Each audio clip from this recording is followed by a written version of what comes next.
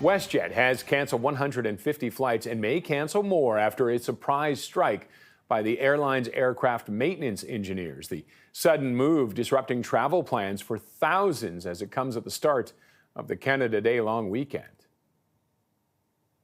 On Friday, the 680 workers represented by the Aircraft Mechanics Fraternal Association went on strike, even though the federal government had intervened on Thursday and ordered binding arbitration. The union says it put an offer on the table Wednesday, but never heard back from the company. WestJet's president issued the following statement.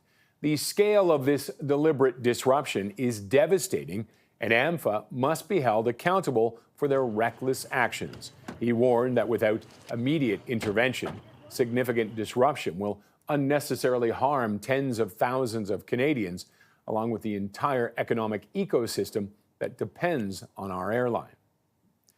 Joining us now to discuss this more is Barry Choi, our travel expert. Barry, thanks as always for joining us. Good morning. Good to be back. From a traveler's point of view, how do we interpret the fact the engineers walked off the job despite the arbitration? Are we expecting a long strike? Should travelers be looking for different travel plans? You know, anyone who's affected by a strike, regardless of which airline it is clearly they're going to be annoyed. Just imagine those passengers last night who were affected. It's a long weekend. We know that, obviously. So it is problematic. There was some hope last night when the government intervened, but clearly the mechanics or the technical staff felt like that was not a good long-term solution for them. So they've taken matters into their own hands, and travelers should do the same. They can't really rely on WestJet right now, so they should be looking for alternative flights. Okay, let's talk about the people who were affected by the cancellations.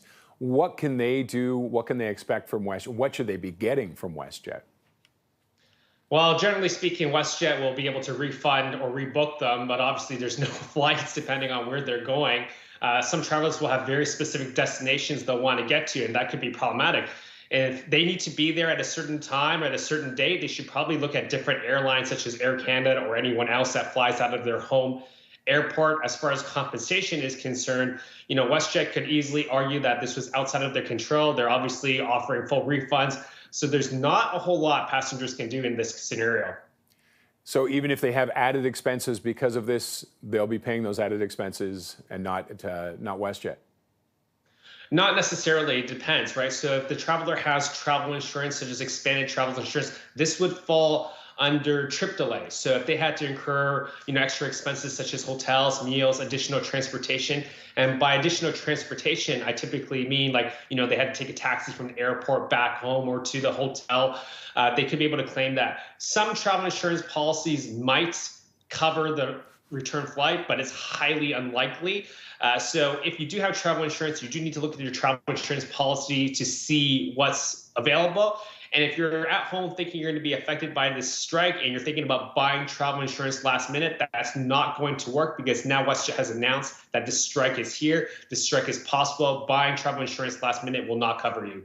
Okay. And would credit card travel insurance cover those things? If you paid with a certain credit card? Credit card travel insurance, expanded travel insurance, assuming that you meet the conditions, it would apply. And if you purchase a separate policy through travel insurance, it would also apply. And what do you do if your flight hasn't happened yet? It hasn't been canceled, but maybe it's next week.